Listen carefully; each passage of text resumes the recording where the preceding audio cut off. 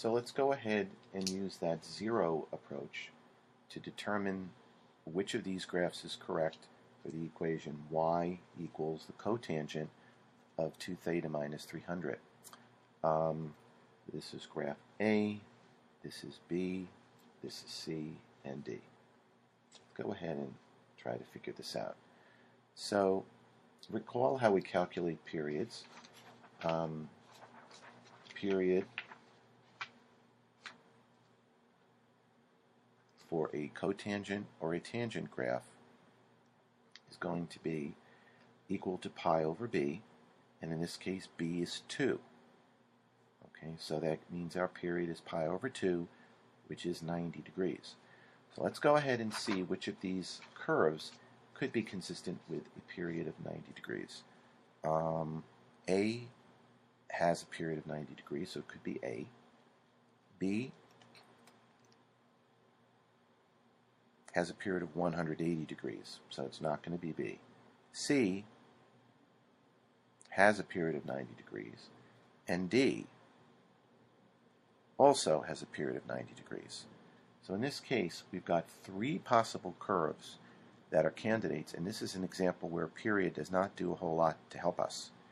Okay, so we're going to have to figure out some other way of distinguishing between the 3 candidate curves. And that way is going to be to solve for the zeros of this function. So if we're trying to solve y equals cotangent of 2 theta minus 300, and we're trying to plot this on a graph, let's recall from our cotangent graph that the zeros are at, for the cotangent, the zeros are at negative 270, negative 90, 90, 270, and on and on. So we could set 2 theta minus 300 equal to any of these and solve for theta to find out where the zero is. To get the smallest possible number, I'm going to solve for it equal to negative 270.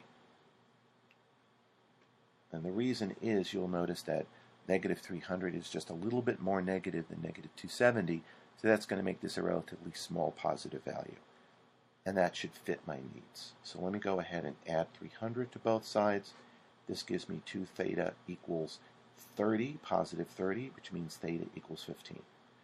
Okay, so now I basically determined that I have to go back to these curves and figure out which one of these curves has an x-intercept at 15 degrees. Let's start with curve A. Is there any x-intercept there at 15 degrees? No. We can safely exclude A because there's no x-intercept, obviously, between 0 and 45 degrees. So no, A is no. Curve B we already had eliminated. Curve C.